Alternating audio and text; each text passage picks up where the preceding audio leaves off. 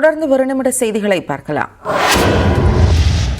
கள்ளக்குறிச்சி அருகே காணாமல் போன 2 கோடி ரூபாய் மதிப்பிலான 5 ஏக்கர் கோவில் நிலம் 100 ஆண்டுகளுக்கு பிறகு கண்டறியப்பட்டது.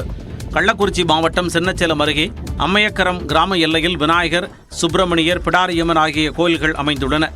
இக்கோவில்களுக்கு சொந்தமான 35 ஏக்கர் நிலம் எங்கு உள்ளது என நில அளவீடு செய்யும் பணி இந்து சமய அறநிலையத்துறை தனி வட்டாட்சியர் மனோஜ் முனியன் தலைமையில் நடைபெற்றது. இந்த பணியின் போது இதுவரை எவ்வித பயன்பாடும் இல்லாமல் புதர் மண்டி கிடந்த 5 ஏக்கர் நிலம் 100 ஆண்டுகளுக்கு பிறகு முதன்முறையாக கண்டுபிடிக்கப்பட்டது. நவீன நில அளவை கருவியை கொண்டு கோவில் நிலங்கள் கண்டறியப்பட்டு அளவீடு செய்யப்பட்டன.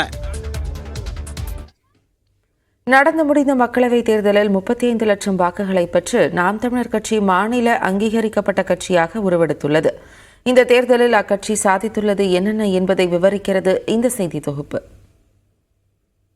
சீமான் தலைமையிலான நாம் தமிழர் கட்சி இதற்கு முன்பு 4 தேர்தல்களில் கரும்பு விவசாய சின்னத்தில் போட்டியிட்டது. ஆனால் தேர்தல் ஆணையத்தின் அங்கீகாரம் பெறாத கட்சி என்ற முறையிலும் சின்னத்துக்கு முன்கூட்டியே விண்ணப்பிக்கவில்லை என்ற காரணத்துக்காகவும் நாம் தமிழர் கட்சிக்கு இம்முறை கரும்பு விவசாய சின்னம் ஒதுக்கப்படவில்லை. தங்களுக்கான அடையாளமாக இருந்த சின்னம் கிடைக்காத நிலையில் புதுச்சேரி உட்பட 40 தொகுதிகளிலும் நாம் தமிழர் கட்சி மைக் சின்னத்தில் தனித்து போட்டியிட்டது. இதில் 50% தொகுதிகள் பெண்களுக்கு ஒதுக்கப்பட்டன. தொழிலதிபர்கள், வழக்கறிஞர்கள், கல்வியாளர்கள், மருத்துவர்கள், பொறியாளர்கள் என்று கல்வி தகுதி அடிப்படையிலும் சாதி ரீதியான அடிப்படையிலும் வேட்பாளர்கள் நிறுத்தப்பட்ட நிலையில் அக்கட்சி மொத்தம் 35,60,435 வாக்குகளை பெற்றுள்ளது. அதிகபட்சமாக சிவகங்கை தொகுதி வேட்பாளர் எழிலரசி 1,63,412 வாக்குகளை பெற்றுள்ளார். NIA சோதனைக்குள்ளான தென்காசி வேட்பாளர் இசைமதிவாணன் 1,30,335 வாக்குகளையும் பெற்றுள்ளார். TR பாலுவை எதிர்த்து ஸ்ரீபெரும்புதூரில் போட்டியிட்ட ரவிச்சந்திரன் 1,40,000